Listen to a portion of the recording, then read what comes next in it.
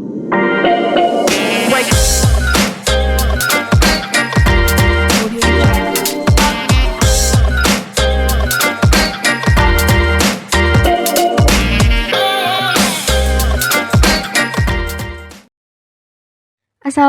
warahmatullahi wabarakatuh. Kembali lagi dengan Brilliant Volume 2. Kali ini saya, perwakilan dari Divisi Kajian Keilmuan Himan, akan membahas mengenai soal UAS Statistika Bisnis.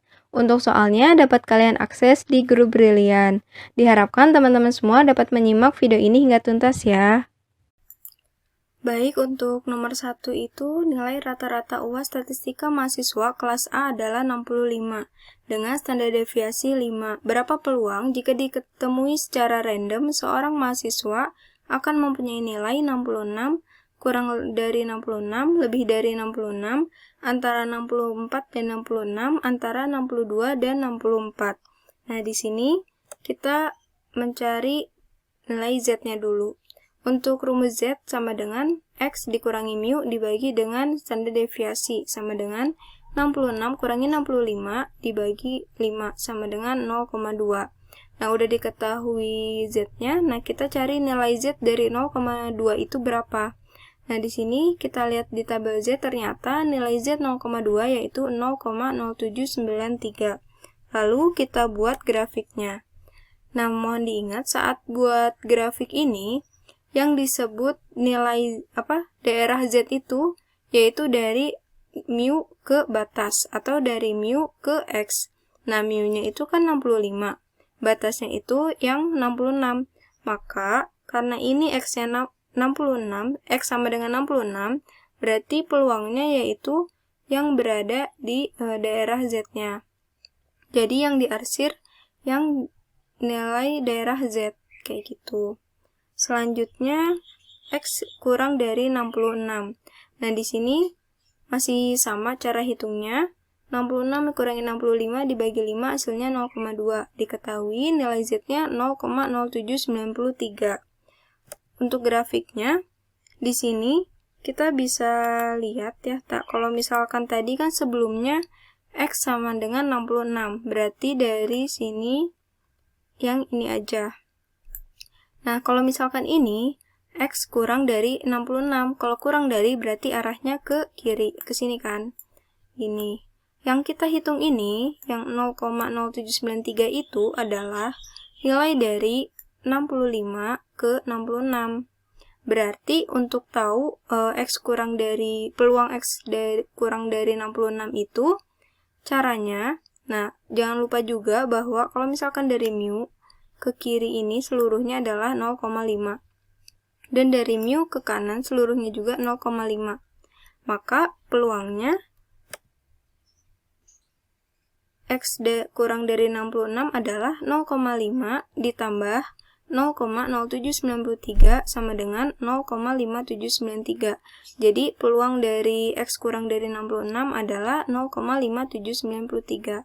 Karena kita mencari tahu peluang dari X kurang dari 66. Selanjutnya X lebih dari 66. Untuk nilai Z-nya itu masih sama, yang bedanya tuh di grafiknya. Nah, di sini kalau misalkan tadi kurang dari itu kan arahnya ke kiri. Kalau misalkan lebih dari itu arahnya ke kanan.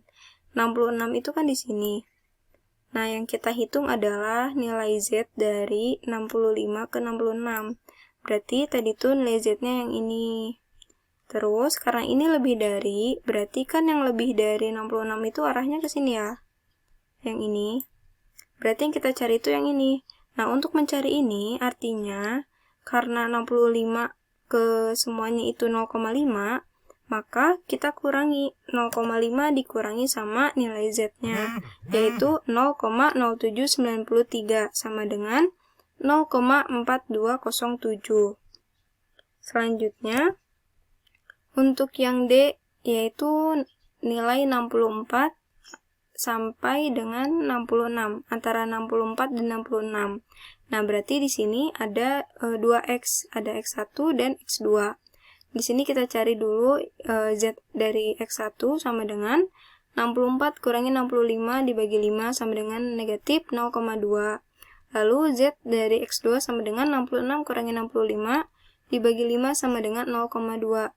Untuk negatif ini itu tidak berpengaruh untuk nilai Z-nya. Jadi tetap aja nilai Z-nya walaupun di sini yang negatif itu tetap positif.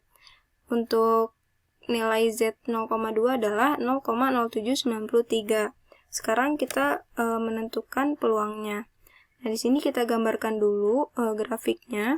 Yang pertama itu 64 berarti di sini karena mu-nya di sini ya. Dan ini adalah 66 yang X2-nya. Yang kita hitung yang pertama untuk ZX1 itu dari 65 ke 64 yang ini, atau 64 ke 65. Dan yang X2 itu dari 65 ke 66. Nah, untuk mengetahui peluang di antara ini, caranya berarti kan ditambah. Nah, berarti peluang antara 64 dan 66 yaitu 0,0793 ditambah 0,0793 sama dengan 0,5793. Selanjutnya yang E. Yang E itu antara 62 dan 64. Ini masih sama ya, ini sebagai X1 dan ini sebagai X2. Kita kurangi 62 kurangi 65 dibagi 5 sama dengan negatif 0,6. Lalu ZX2 sama dengan 64 dikurangi 65 dibagi 5 sama dengan negatif 0,2. Untuk nilai Z 0,6 adalah 0,2257 dan nilai Z untuk 0,2 adalah 0,0793. Di sini kita buat grafiknya. Nah, mu-nya kan di sini 65. 64 itu di sebelah kiri dan 62 juga di sebelah kiri di sini. Yang kita hitung untuk yang pertama ini yaitu nilai Z dari 62 ke 65. Dan untuk ZX2 ini dari 64 ke 65. Nah, berarti 62 ke 65 itu kan yang ini. Kalau misalkan yang 64 ke 65 itu adalah daerahnya yang ini. Nah, yang kita cari yaitu adalah dari 62 ke 64 yang ini kan berarti. Nah, caranya kita tinggal kurangi saja. Jadi, peluangnya 0,2257 dikurangi 0,0793 sama dengan 0,1464. Nah, jadi mohon diingat kalau misalkan kita menggambarkan grafik untuk distribusi normal, itu daerah Z adalah dari mu atau dari nilai tengah ke batas atau X. Kayak gitu. Selanjutnya nomor 2, di mana ada seorang manajer produksi menyatakan bahwa rata-rata kekuatan produk selama 2 tahun. Manajer pemasaran ingin membuktikan pernyataan tersebut dengan mengambil sampel 64 produk. Ternyata rata-rata kekuatan produk 1 tahun dengan standar deviasi 0,5. Apakah penilaian manajer produksi benar dengan tingkat kepercayaan 90%? Sebelumnya, mohon kalian ingat ya, kalau misalkan kita menguji hipotesis itu menggunakan tingkat signifikansi. Artinya itu kebalikan dari tingkat kepercayaan. Jadi biasanya juga kalau tingkat signifikansi itu nilainya kecil gitu. Nah, di sini kita ketahui dulu N sama dengan 64, mu-nya 2, lalu S standar deviasinya 0,5. Dan di sini alfanya itu 10% sama dengan 0,1. Alfa di sini adalah tingkat signifikansi ya. Langkah pertama yang harus kita lakukan adalah membuat hipotesis. Nah, di sini hipotesisnya yaitu H0 sama dengan mu lebih besar sama dengan 2, di mana ini menurut dari manajer produksi. Dan kalau misalkan HA atau hipotesis alternatifnya itu mu lebih kecil dari 2. Jadi, kalau misalkan kita membuat hipotesis ini, HE itu adalah yang kita cek. Dan H0 itu kebalikannya. Dan pasti ada tandanya itu sama dengannya. Kayak gitu. Sedangkan kalau misalkan HA itu tidak ada sama dengannya. Selanjutnya, kita menguji statistik. Dengan Z hitung sama dengan X bar dikurangi dengan M0 dibagi dengan S dibagi dengan akar N sama dengan 1 dikurangi 2 dibagi 0,5 dibagi akar 64 sama dengan negatif 1 dibagi 0,0625 sama dengan negatif 16. Z alfanya tadi kan diketahui bahwa alfanya itu 10% atau 0,1. Jadi Z alfanya sama dengan, karena ini uji satu pihak kiri, maka yang kita pakai itu yang negatif, jadi negatif 1,28. Selanjutnya kita membuat kriteria keputusan, di mana menolak H0 jika Z hitung itu lebih kecil dari negatif Z alfa. Dan ternyata negatif 16 lebih kecil dari negatif 1,28. Maka H0 ditolak. Artinya, pada tingkat kepercayaan 90% penilaian manajer produksi itu tidak benar. Selanjutnya nomor 3, di mana ada sebuah sampel random terdiri dari 100 buah produk dari jumlah produk yang sangat banyak. Ternyata setelah diteliti 10 buah produk rusak. Apakah proporsi produk rusak di populasi tersebut lebih dari 5%? Gunakan tingkat kepercayaan 90%. Nah, di sini untuk uji hipotesis proporsi juga sama ya. Kita menggunakan tingkat signifikansi. Karena di soal ini tingkat kepercayaan yang diketahuinya, maka untuk mencari tingkat signifikansi itu kita tinggal kurangin aja 100% dikurangi dengan tingkat kepercayaan itu. Maka didapatlah untuk tingkat signifikansinya yaitu 10% atau alfanya itu 10% sama dengan 0,1. Dan diketahui juga bahwa X-nya itu 10, N-nya 100, dan Pi-nya itu 5%. Langkah pertama kita membuat dulu hipotesisnya. Di sini H0 sama dengan Pi lebih besar sama dengan 5%, HA sama dengan Pi lebih kecil dari 5%. Selanjutnya kita menghitung Z sama dengan rumus X per N dikurangi dengan Pi dibagi akar Pi dikali 1 dikurangi Pi dibagi N sama dengan 0,1 dikurangi 0,05 dibagi akar 0,05 dikali 1 dikurangi 0,05 dibagi 100 sama dengan 0,05 dibagi 0,022 sama dengan 2,27. Lalu setelah diketahui ZH-nya atau Z hitungnya, kita membuat kriteria keputusan, di mana menolak HO jika ZH lebih kecil dari Z alfa. Dan ternyata 2,27 itu lebih besar sama dengan negatif 1,28. Maka HO diterima.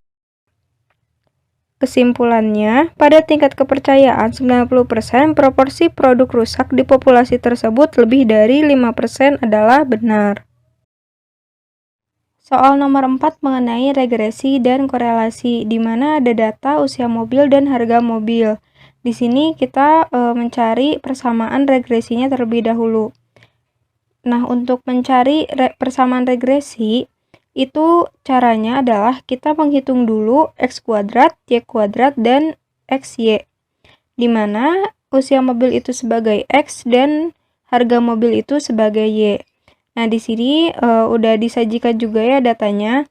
Kita tinggal mengkuadratkan dan mengkalikannya saja.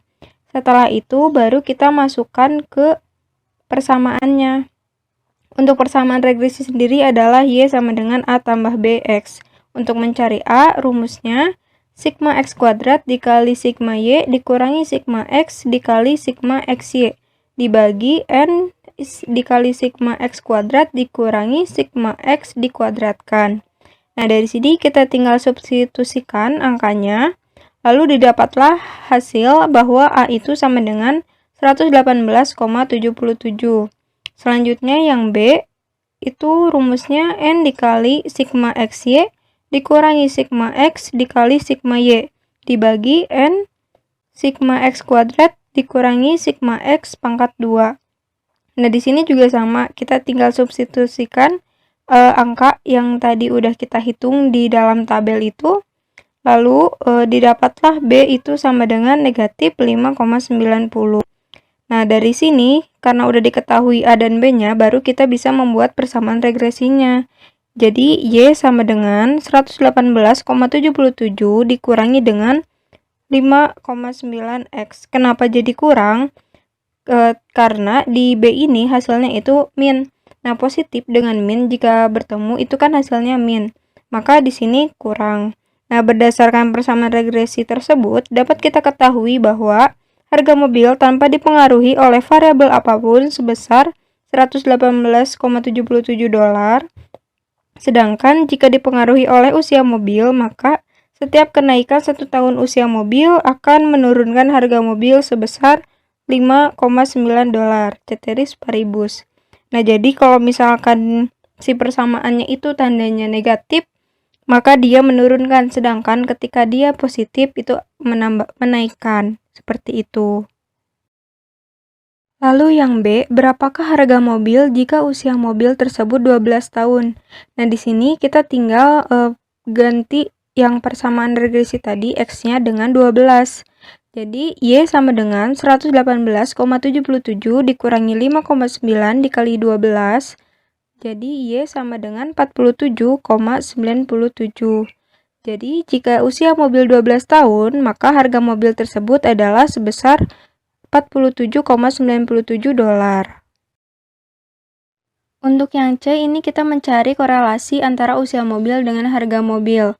Nah, di sini karena tidak diketahui apakah berdistribusi normal atau tidak, maka kita menggunakan korelasi Spearman. Nah, di sini pertama kita harus mengurutkan dari yang terkecil dari ke terbesar atau membuat ranking ya. Nah, di sini yang pertama kita merankingkan yang X dulu. Di sini X aksen. Nah, kalau misalkan dilihat di sini, data di sini, yang paling kecil itu adalah 4. Nah, di sini berarti dia ranking ke 1. Selanjutnya, yang angka 5. Nah, di sini 5 itu ternyata nggak cuma 1. Di sini ada 3.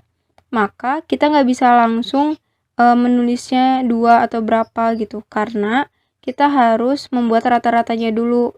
Karena 5 ini ada 3, maka 2 ditambah 3 tambah 4 dibagi 3 sama dengan 9/3 sama dengan 3. 2, 3, 4 ini tuh dari mana? Nah, karena ini ada 3 ya. Nah, tadi kan 1 udah nih buat 4. Nah, berarti ini 5 yang ke 1 itu 2, terus 5 yang kedua itu ketiga, berarti kan terus yang 5 terakhir itu ke 4 urutannya. Nah, maka di sini kita rata-ratakan didapatlah 3. Jadi, X aksennya untuk 5 itu 3. Selanjutnya 6. Untuk 6 ini juga ada 2. Nah, maka kita buat rata-ratanya lagi nih. 5 tambah 6 dibagi 2 sama dengan 11 bagi 2 sama dengan 5,5. Maka ranking untuk 6 itu 5,5. Jadi kita nggak balik lagi tadi setelah 3 malah jadi 4 tuh enggak. Tapi kita tetap berkelanjutan gitu. Karena tadi udah 5 itu sampai 4 kan si datanya. Nah, yang 6 ini berarti dia ke 5 baru, dan karena ada 2 jadi 5 tambah 6 kayak gitu. Terus selanjutnya 7. Nah, 7 juga ada 2, maka 7 tambah 8 dibagi 2 sama dengan 15 bagi 2 sama dengan 7,5. Jadi X aksennya dia 7 itu 7,5.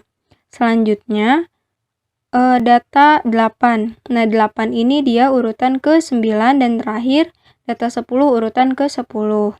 Nah, lakukan juga hal yang sama dengan yang Y. Nah, tapi karena di sini Y itu jika dilihat datanya tidak ada yang sama, maka kita bisa langsung urutkan saja dari yang terkecil ke terbesar dengan berurutan kayak gitu. Setelah itu kita mengurangi X aksen dikurangi dengan Y aksen atau DI. Nah, di sini kita tinggal kurangi 3 kurangi 7 negatif 4 dan seterusnya hingga data ke 10. Nah, totalnya itu harus 0.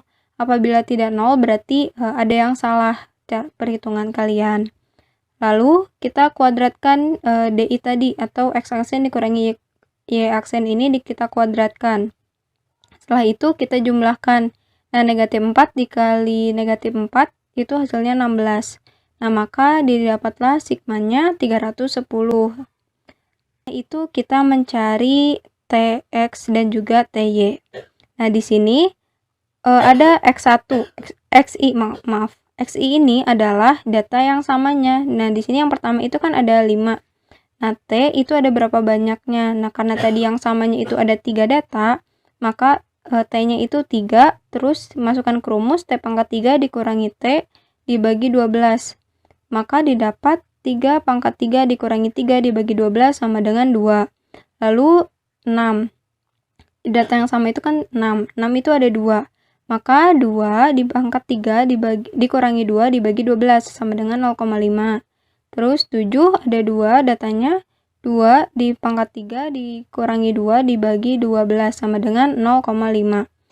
Nah, setelah ini baru kita totalkan atau kita jumlahkan. Didapatlah sigma TX sama dengan 3. Setelah itu baru kita dapat mencari sigma X kuadrat.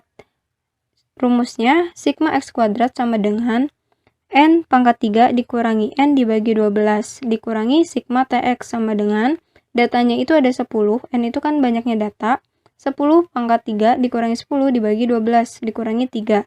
Sama dengan, kita kerjakan dulu yang ini, yang pangkat. 10 pangkat 3 itu 1000 dikurangi 10 sama dengan 990 dibagi 12 dikurangi 3 sama dengan 82,5 dikurangi 3 sama dengan 79,5 sama dengan N pangkat 3 dikurangi N dibagi 12 dikurangi sigma TX sama dengan datanya itu ada 10, N itu kan banyaknya data, 10 pangkat 3 dikurangi 10 dibagi 12 dikurangi 3. Sama dengan, kita kerjakan dulu yang ini, yang pangkat. 10 pangkat 3 itu 1000 dikurangi 10 sama dengan 990 dibagi 12 dikurangi 3 sama dengan 82,5 dikurangi 3 sama dengan 79,5. Selanjutnya yang Y. Untuk yang Y, YI ini karena tidak ada datanya maka dia 0, berarti sigma TY-nya juga 0 kayak gitu. Lalu kita masukkan lagi untuk mencari Y2, Y pangkat 2 maksudnya, sama dengan N pangkat 2 dikurangi N dibagi 12 dikurangi sigma TY sama dengan 10 pangkat 3 dikurangi 10 dibagi 12 dikurangi 0 sama dengan 82,5. Setelah diketahui ini, kita masukkan ke rumus RS. Nah, sama dengan rumusnya itu sigma X kuadrat ditambah sigma Y kuadrat dikurangi sigma DI pangkat 2 dibagi 2 dikali akar sigma X kuadrat dikali sigma Y kuadrat. Sama dengan 79,5 ditambah 82,5 dikurangi 310. Nah, DI kuadrat itu yang tadi, yang X aksen dikurangi Y aksen pangkat 2. Nah, itu tuh DI kuadrat ya. Terus kita bagi dengan 2 di akar 2 akar 79,5 dikali 82,5 sama dengan negatif 148 dibagi 2 akar 6558,75 sama dengan akar negatif 148 dibagi 2 kali 80,99 sama dengan didapatlah RS-nya itu negatif 0,914. Nah, berdasarkan kriteria Guilford, hubungan antara usia mobil dengan harga mobil itu dalam kategori sangat kuat. Kayak gitu, karena dia 0,9 itu masuknya adalah kategori sangat kuat. Selanjutnya yang D itu pada tingkat signifikansi 5%, apakah ada hubungan antara usia mobil dengan harga mobil? Nah, di sini berarti kita uji hipotesis korelasi. Pertama, kita tentukan dulu hipotesisnya. Di sini H0 sama dengan Rho XY sama dengan 0, atau tidak ada hubungan yang signifikan antara usia mobil dengan harga mobil. Lalu HA sama dengan Pi Rho XY lebih kecil dari 0. Ada hubungan yang signifikan negatif antara usia mobil dengan harga mobil. Kenapa ini negatif? Karena tadi hasil dari korelasinya itu negatif ya. Lalu selanjutnya kita mencari taraf signifikansinya. Di sini alfa sama dengan 5% sama dengan 0,05. Lalu kita cari DF-nya sama dengan N kurangi 2 sama dengan 10 kurang 2 sama dengan 8. Lalu kita lihat di tabel T. Nah, dilihat dari T tabel sama dengan yang T 0,05 itu negatif 1,85955. Setelah itu baru kita uji statistik. Di sini kita hitung rumusnya adalah RS dikali akar N kurangi 2 dibagi akar 1 kurangi RS pangkat 2 sama dengan negatif 0,9414 yang tadi hasil korelasi yang sebelumnya udah kita hitung. Kita kali dengan akar 10 kurangi 2 dibagi akar 1 dikurangi negatif 0,914 pangkat 2 sama dengan negatif 0,914 dikali 2,829 dibagi akar 0,165 sama dengan negatif 2,586 dibagi 0,406. Didapatlah terhitungnya itu negatif 6,369. Setelah itu kita kriteria uji, di mana kita menolak H0 jika terhitung itu lebih besar dari T tabel.